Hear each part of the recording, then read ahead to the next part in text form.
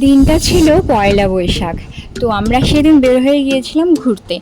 অবশ্য তোমরা এই ড্রেসটা দেখে মানে বুঝতেই পারছো যে আমরা কোথায় যাচ্ছি।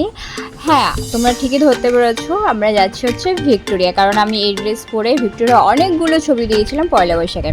তো আমরা মেট্রো করে চলে গিয়েছিলাম হচ্ছে ময়দানে। ময়দানে অনেক ঘোড়া ছিল, ঘোড়ার পিঠে আমাকে ও জানু বলছিল চড়তে, যেহেতু আমি এর আগে ঘোড়ার পিঠে অনেকবার চড়েছিলাম, তার জন্য আর হচ্ছে উঠিনি। আর হচ্ছে এখন আমরা ভিক্টোরিয়ার দিকে যাওয়ার জন্য চলে যাচ্ছি সেখানে।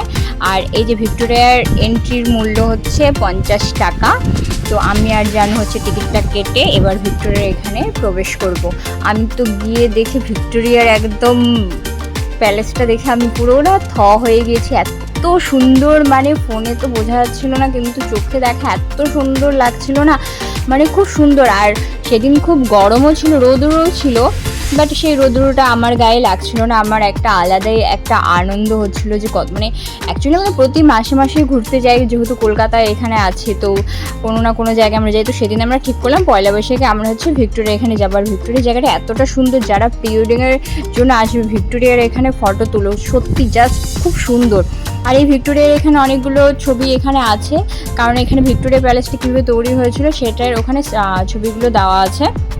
সত্যি খুব সুন্দর। আমি তো ঘুরে ঘুরে ঘুরে ঘুরে এখানে এখানে ছবি তুলছিলাম। আর এই সেই ভিক্টোরিয়া মহারানী। যাই হোক, এখানে সব তোমরা দেখছো যুদ্ধের জন্য যে তরোয়াল আর কি থাকে, আমি সেটা জানিও না।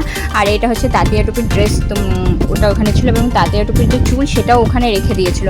আর এখানে আর্টগুলো তোমরা মানে বিশ্বাস করবে না, ফোনে বোঝা যাচ্ছে না, কিন্তু আমি চোখ দিয়ে যখনই দেখছিলাম সামনাসামনি এতটা সুন্দর লাগছিল, দারুণ। আর এখানে অনেকগুলো পিস্তল ছিল, আমার তো ইচ্ছে ছিল পিস্তলগুলো নিয়ে চালাতে ইচ্ছা হচ্ছিল, যে সেসব এখানে ধরতে দেবে না।